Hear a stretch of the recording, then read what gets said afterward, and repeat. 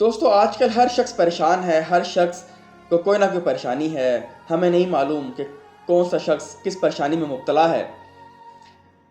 ہم ان کی مدد کرتے ہیں، ہم کوشش بھی کرتے ہیں ان کی مدد کرنے کی، لیکن ہم کہیں نہ کہیں ان کو طنز مارتے ہیں، ان کو گنواتے ہیں، احسان بتاتے ہیں، احسان جتلاتے ہیں۔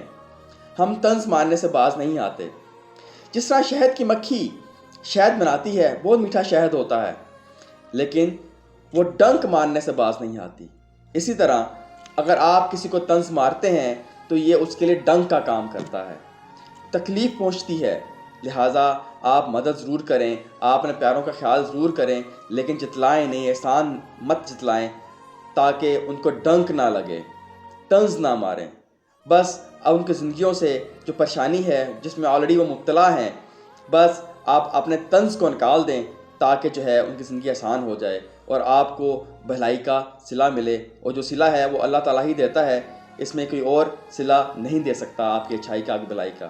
تو دوستو طنز کرنا چھوڑ دیں، زندگیوں سے طنز کو نکال دیں تاکہ آپ کی زندگی بھی بہتر ہو جائے۔